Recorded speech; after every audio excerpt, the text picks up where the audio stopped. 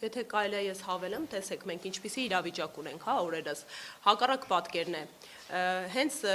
վարչապետը, նշում է, որ հետագայում տարիներ անց հնարավոր է սակագնային պլանի իջեցման պարագայում փոփոխման անհրաժեշտություն, իրենք զուտ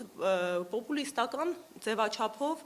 հայտարարություններ են անում, որևէ հաշվարկ դրա տակ ներկայացված չէ, այն դեպքում, երբ իրենք են պետությունը, կառավարման մարմինները բարձրաստիճան պաշտոնատար անձինք, ու ի հեճուկս իրենց վարքագծի ու գործելավոճի, այս պարագայում սեփականատերերը կանխատեսելի առաջարկ էին արել, այսինքն իրենք երբ անգամ մայիսին այս առաջարկը գնագոյացման հետ կապված արել են ու կրկին ընդգծում ենք, ինչու արդյունքում է այդ 3 միլիարդը կուտակվել էր արդյունավետ կառավարման արդյունքում, դուք գիտեք, որ խելացի հաշվիչներ են փոխվել կրկին սեփականատերերի միջոցների հաշվին, դրանց շնորհիվ հոսանքի կորուստները նվազեցվել են, մի խոսքով, գնալով կառավարման համակարգն է ավելի արդյունավետ դարձվել եւ այլն, ու արդյունքում ոչ միայն իրանք ներկայացրել են, որ այդ 3 միլիարդն է առկա, իրենք արդեն նախապես տնտեսական հաշվարկների հաշվին, որպես արդյունավետ կառավարող մարմիններ ունեցել են նախնական հաշվարկ, որ նոյեմբերի շրջանում կկազմի շուրջ 6 միլիարդ կրկնապատկվելու է այդ գումարը, ու ի տարբերություն, Նիկոլ Փաշինյանի հայտարարությանը հստակ կա արդեն փաստացի ապացույց, որ այս մարդիկ տնտեսահեն մեխանիզմների հիման վրա են իրենց գործունեությունը կազմակերպել, ու ընդհանրապես 2015 թվականին, երբ մենք բոլորս հիշում ենք, թե հեծի շուրջ ինչ իրադարձություններ են, ճգնաժամային վիճակ էր մեր երկրում, Սամվել Կարապետյանը շուրջ 800 միլիոն դոլարի ներդրում է կատարել սնանկության եզրին հասած կազմակերպությունում, եւ ինքը երբ կատարեց, բոլորս հասկանում ենք, չէ, որ 800 միլիոն դոլարը ինչքան հսկայական գումար է ու ինչքան ավելի նպաստավոր միջավայրերում կարելի էր այդ գումարները ներդնել,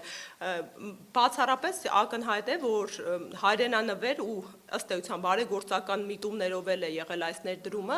ու իրենց հաջողել է ընդամենը 5 տարում սնանկության եզրին հասցրած կազմակերպությունը այնպիսի կառավարման ձևաչափի բերել, որ Moody's համաշխարհային կազմակերպությունը տվել է BA2 վարկանիշը, որը ըստ էության մի սանդղակով ավելի բարձր է եղել, քան մեր կառավարությանը, 1, երկրորդը նաև Սամվել Կարապետյանը այդ սոցիալական խոստումն էր տվել, որ ապագա տասնամյակում չի բարձրացնելու հոսանքի սակագինը պահպանելու է կայունությունը, ու ըստ էության մինչ օրս ոչ միայն մենք ունենք իրավիճակ, որ իր խոստումը տեղ է հասել ու պահպանել է, այլ նաև ունենք իրավիճակ, որ հնարավորություն է ստեղծվել կոնկրետ հաշվարկների, տնտեսական մեխանիզմների միջոցով արդյունավետ կառավարման արդյունքում այդ հոսանքի սակագինը իջեցնելու, ու ասեմ ավելին, եթե տրամաբանորեն էլ մտածում ենք, ես որպես քաղաքացի, ինքս նաև ներկայ էի հանրային ծառայությունները կարգավորող հանձնաժողովի կողմից, որպես հասարակական կազմակերպության ղեկավար,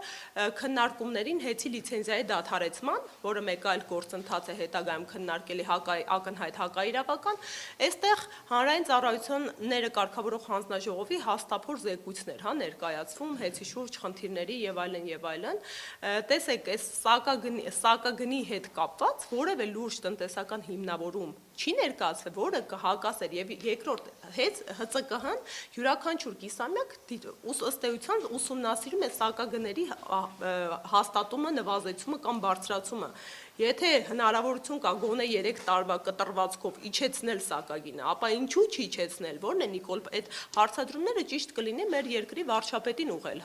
եթե դուք ասում եք, որ 3 տարի անց նոր կարող է խնդիր առաջանալ նորից բարձրացնելու սակագինը, ինչու մենք 3 տարվա կտրվածքով այս պահի դրությամբ այդ հոսանքի սակագինը չենք իջեցնում, այս կարևորագույն հարցադրումն է եւ երկրորդն էլ, հանրային ծառայությունները կարգավորող հանձնաժողովի դեմքով, որը ըստ էության ինքնավար մարմին է, որը պետք է որևէ քաղաքական կողմնորոշում չունենա եւ օբյեկտիվորեն հենց իր բնագավառը կարգավորի, իր հաստափոր զեկույցում բազմաթիվ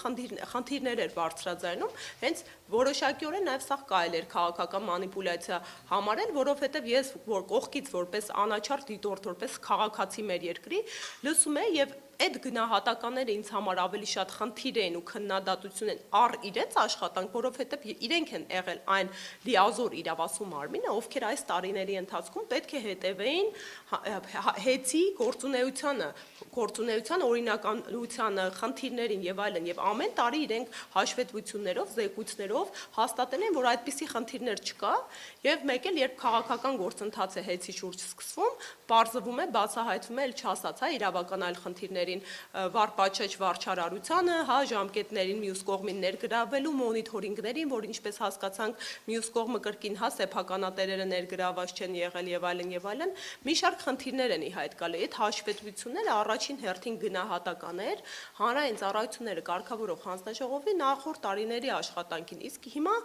վերացարկվում ենք այս խնդիրներից, որովհետեւ դրանք ուրիշ օրակարգեր են ու միևնույն է, էլի մնալու են մեր ուշադրության ներքո, այս պահին սոցիալ-տնտեսական հանրային պահանջ ենք ձևավորում։ Կա հնարավորություն, անգամ իրենք չեն հերքում, որ այո, կա այդ հնարավորությունը այս պահին հոսանքի սակագինը իջեցնելու,